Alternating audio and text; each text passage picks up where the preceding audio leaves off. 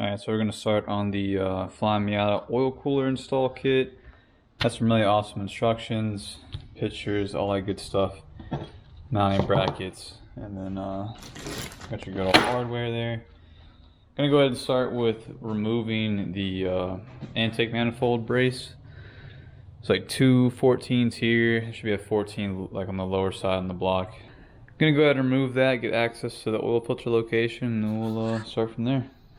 Alright, so we got the brace out, we have the oil filter out, and a little drain pan down there to catch what's gonna fall out of there. And over here we are now setting up the thermostat type sandwich plate. Alright, so the shorter ones are gonna go on the oil cooler, the taller ones are gonna go into the sandwich plate. Very easy to find out because they're just gonna thread in, whereas these won't. These already have O-rings, kind of very base of the threads here. And I'm taking a wild guess because the instructions don't talk about these, but this is something like a washer with a seal in it. And I'm gonna assume it's supposed to slide over this. If I do this incorrectly, well, I'll find out I guess later. Here's the fittings on the cooler. You can see the little washer seal thing. It kind of makes sense. I guess that's where it has to be. There's nowhere else where it could have gone on the kit, so back to work.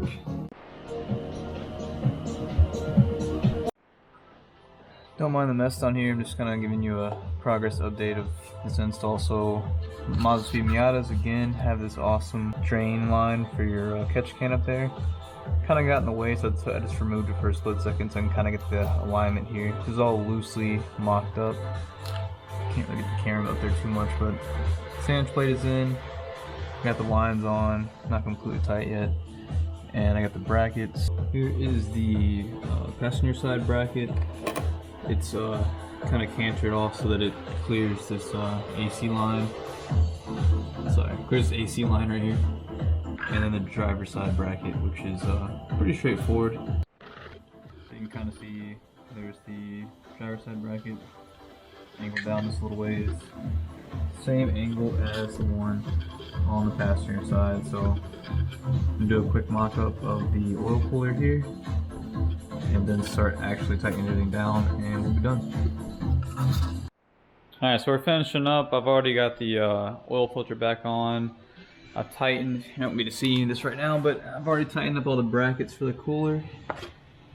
Tightened up the fittings for the end of the AN lines, and I tightened them up there at the filter location as well. I give the installation, as far as difficulty goes, probably like a, let's say like a 5 out of 10. It's not very difficult at all. You're just working in very cramped places. I'll bust the lights out here pretty soon and go over the setup one more time with y'all. Show clearances, whatever. Another thing I wanted to show you real quick is this is the Flyin Miata check valve that I have in there. Don't mind the bite marks on there. I really don't know how that happened. I'll probably try to use like a vice grip at some point in time on there. But it's kind of essential if you're still running the factory catch cam. And like I said in a different video, it's possible to get oil sucked back up through the drain line, like the factory drain line on the oil pan there. But this helps prevent that. And the curved side here, this will face down. The flat lip side faces up. And if you want to be, you know, extremely cautious about it, you can actually take your mouth and blow in the top of this, and air will come out this side. But if you blow on this side, it completely seals. I mean, it's not going to let anything back up through there. And if you were wondering, I'll also show you this too, because I was curious myself, and I was like, well, I already have it out. Does it really drain like right away? Because it felt like I had to blow pretty hard on there. Alright, so I'm going to pour just a tiny little bit of oil in here.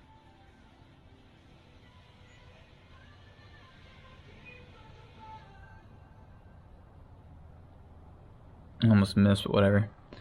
And there you go, it's already coming out. So once it got to about halfway through, that's I guess enough weight to allow it to go through that little valve in there. Pretty cool. Just was curious and wanted to see how much oil was required to sit in here before it started draining. You know, in my mind I was thinking like maybe it had to be way up in the line and then start coming back down, but no.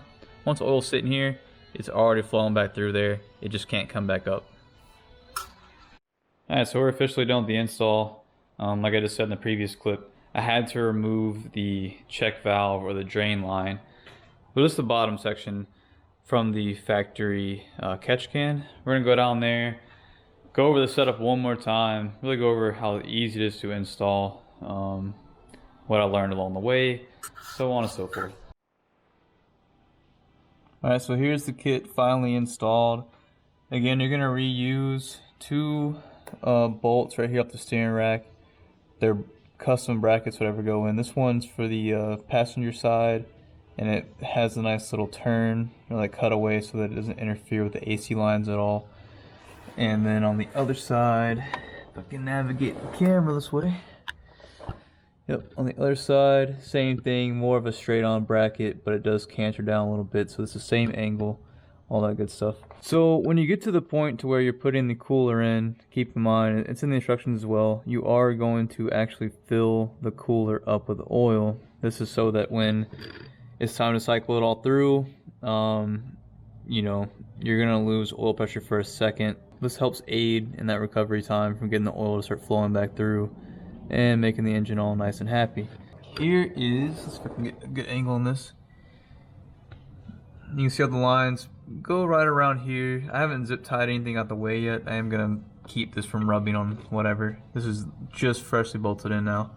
But you can see the drain line from the catch can. There's like 50 clamps. It's not ideal, it's not very pretty, but you get the idea. When I was putting the lines up there to the sandwich plate, you can kind of see the sandwich plate below the K&N filter. I had to remove the line, just this lower section, this where this clamp is here, where the check valve is. You can see that little section of the check valve that I showed you earlier, had little cutaways on it. It slides in there, you sandwich it back on, some clamps, more clamps, and then there you go, you're all clamped up and nice and clean. Another thing to address, so last night I posted these photos of the kit roughly kind of mocked up. I didn't have the 17mm bolts that are in the steering rack completely tight yet, so of course it's going to have the kit angle up a little bit more. A lot of people saw these photos and they were like, oh, clearance, or oh, you hit a speed bump, whatever. And I guess, yeah, the location of the intercooler kind of gives you that false impression that it's like super low.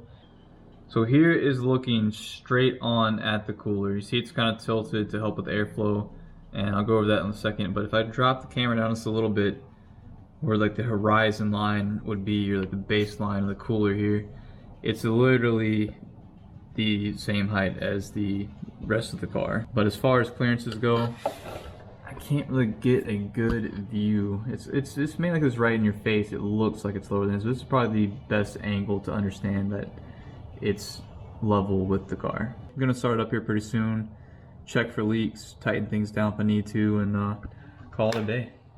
Alright, let the car run for about a good 15 minutes looking for leaks. I did reuse the oil filter, so I kind of expected something to happen up there. Didn't really get a large trace of anything, but I'm gonna be changing the oil next week anyways. I just wanted to cycle this through, you know, top it off with oil afterwards. You can see the fancy zip ties. I only need to put one basically here. You can't really see it right there, but it's just helping keep the lines separate. And then right here as well. Didn't want it rubbing right here on the edge of the cooler.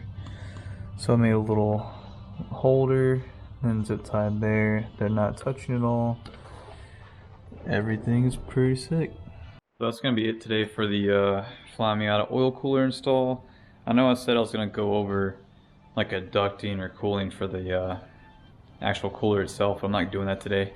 Just for reference though, if you want to see it, and the instructions pretty much just show you taking the stock under tray, and this guy just cut the straight shape out of it, and it looks like it kind of folded over top of the cooler to try to introduce some type of airflow in here.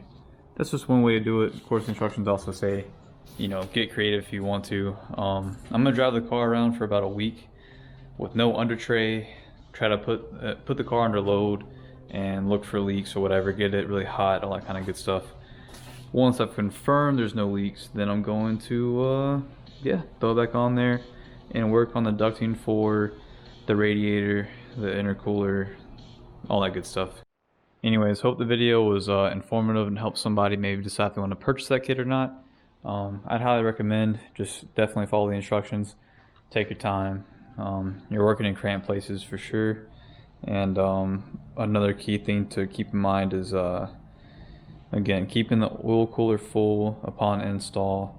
When you're putting the fittings into the actual cooler itself, make sure you use some type of grease or oil, whatever, just to get the threads a little more forgiving, because you only want to do this one time. It's coming along pretty nicely, and after the ducting for the front of the car, maybe running some to the front brakes, she should be, and fingers crossed, should be ready for a good amount of abuse coming up. Alright, so I'm hoping I got the video from the previous day out here.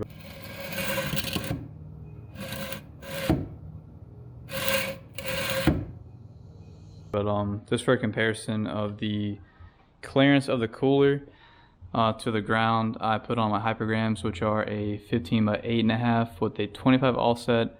I'm also running 225/45 tires, as compared to what I'm normally running for like street use, which is a 15 by 7.5 with a 0 offset and 195/50s. And I'm going to insert some pictures right here just as a ride height comparison from the center of the hub to the fender, and then also the side skirt pinch weld to the ground.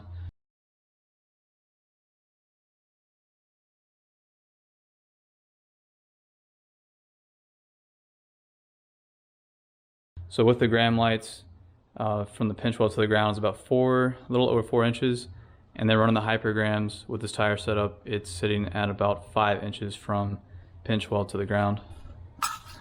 And like you saw in the previous video of this good old 2x4 test right here, it was hitting just the very bottom lip of the cooler.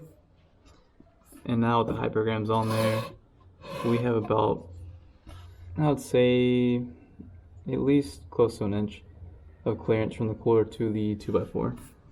Just for size comparisons, I know a lot of people are complaining about being fearful of driving the car and whatever, but it's also my fault. I'm kind of running a not so friendly ride height in there.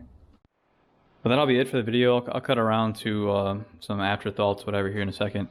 I'm gonna change the wheels back out now, and then wash the car because it's been like covered in pollen for God knows how long.